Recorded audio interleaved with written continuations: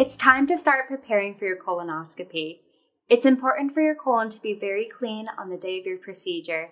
If your colon is not clean, your procedure may need to be rescheduled as the doctor will not be able to see polyps or abnormalities on the colon walls.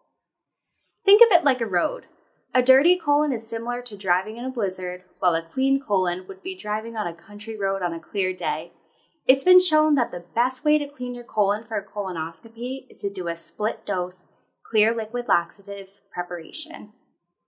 This means you will have to take 1 dose of the bowel preparation the evening before your procedure and 1 dose 4 to 5 hours prior to coming in. If you have a procedure scheduled in the morning, you may have to wake up in the middle of the night to take the second dose. While we know this can be very inconvenient, it's extremely important to take both doses of the prep as instructed. Even though it may appear that your colon is clean after the first dose, your body is still producing a thick yellow fluid that coats the lining of the colon. If this fluid isn't cleared out the morning of your procedure, the doctor won't be able to see the walls of your colon, and your colonoscopy may have to be rescheduled or repeated at a much sooner date.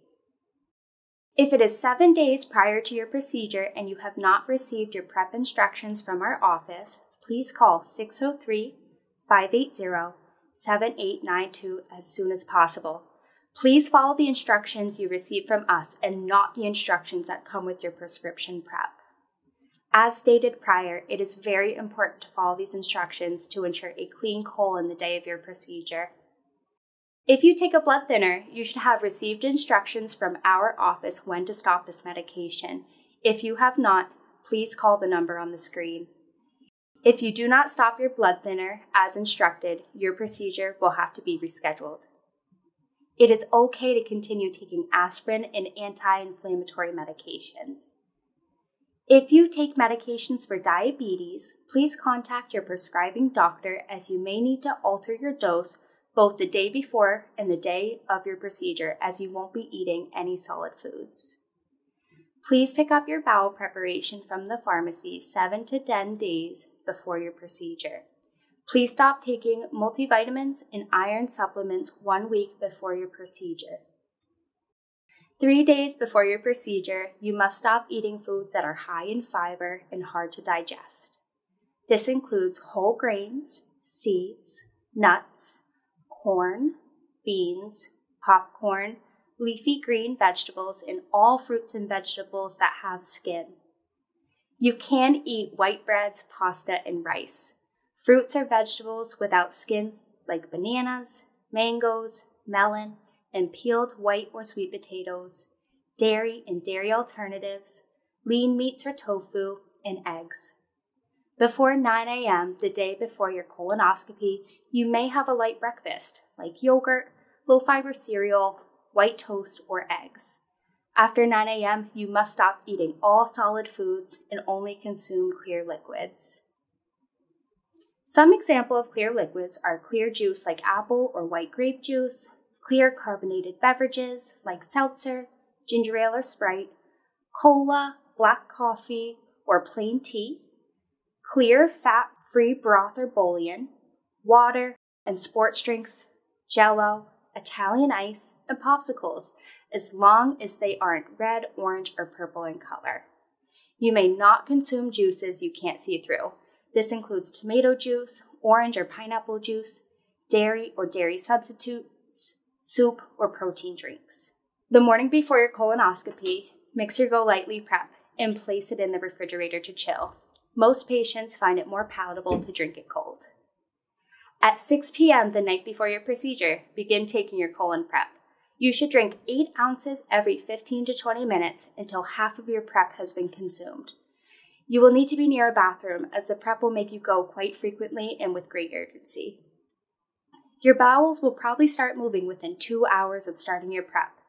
If you have not had a bowel movement within 3 hours of starting your prep, please call 603-778-7311 and ask to speak to the GI nurse on call for further instructions. If you become nauseous while drinking the prep, take a 15 to 30 minute break and then try drinking it again. If you begin to vomit while taking the prep or can't tolerate drinking it, please call the number on the screen and ask to speak to the GI nurse on call for further instructions. To make your prep more palatable, you may use a powdered drink mix like Crystal Light as long as it's not red, orange, or purple in color. It is a great idea to flavor the prep one glass at a time to ensure you like the flavor as opposed to flavoring the whole gallon. Drinking your prep with a straw may help bypass your taste buds so the taste isn't so strong.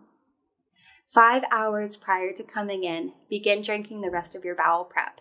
Again, taking 8 ounces about every 15 to 20 minutes until the drink is gone. Once you have finished your prep, your stool should look clear and yellow like urine. If it does not, and it is before 6:30 a.m., please call 603-778-7311 and ask to speak to a GI nurse on call. If it's after 6:30 a.m., please call 603-580-7035 to speak to an endoscopy nurse. You may have the urge to go to the bathroom right up until your procedure. This is normal. It will resolve once your procedure is over. 3 hours prior to coming in for your procedure, you must stop taking all things by mouth. This means no eating, no drinking, including your bowel prep, water, no gum chewing, mints, or hard candy. You may, however, take your normal medications with a very small sip of water up to 2 hours prior to your procedure. If you do not follow these instructions, your procedure may have to be delayed or even rescheduled to another day. You must have a responsible adult with you with a valid driver's license available to take you home as soon as your procedure is over. You can expect to be ready to go home 1.5 hours to 2.5 hours after your arrival. If your ride decides to not stay at the hospital, that's okay, but they must return to the hospital within 30 minutes of receiving a phone call from us. You should not use a taxi, Uber, or Lyft.